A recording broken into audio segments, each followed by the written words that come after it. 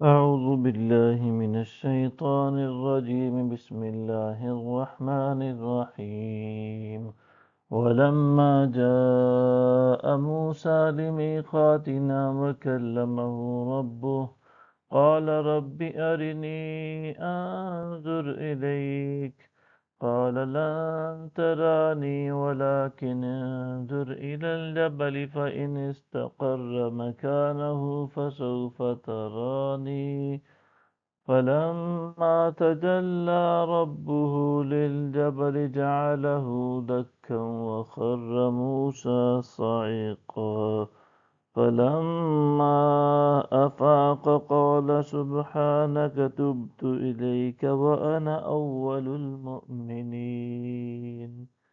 اور جب موسیٰ ہمارے وقت پر حاضر ہوا اور اس کے رب نے اس سے کلام فرمایا تو عرض کرنے لگا، اے رب مجھے اپنا جلوہ دکھا کہ میں تیرا دیدار کر لوں۔ ارشاد ہوا، تم مجھے ہرگز دیکھ نہ سکو گے مگر پہاڑ کی طرف نگاہ کرو، پس اگر وہ اپنی جگہ ٹھہرا رہا تو عنقریب تم میرا جلوہ کر لو گے۔ پھر جب اس کے رب نے پہاڑ پر اپنے حسن کا جلوہ فرمایا تو اسے ریزہ ریزہ کر دیا اور موسیٰ بے ہوش ہو کر گر پڑا۔ پھر جب اسے افاقہ ہوا تو عرض کی، تیری ذات پاک ہے، میں تیری بارگاہ میں توبہ کرتا ہوں اور میں سب سے پہلا ایمان لانے والا ہوں۔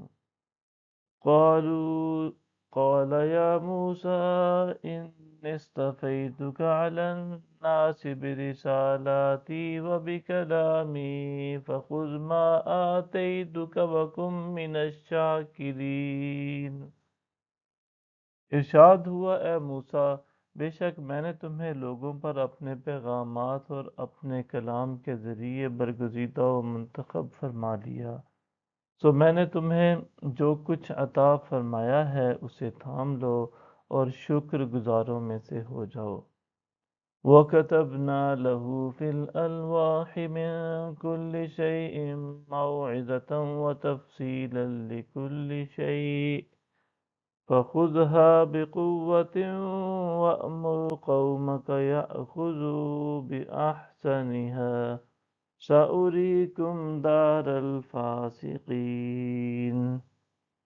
اور ہم نے ان کے لیے تختیوں میں ہر ایک چیز کی نصیحت اور ہر ایک چیز کی تفصیل لکھ دی ہے، تم اسے مضبوطی سے تھامے رکھو اور اپنی قوم کو بھی حکم دو کہ وہ اس کی بہترین باتوں کو اختیار کر لیں، میں عنقریب تمہیں نافرمانوں کا مقام دکھا دوں گا۔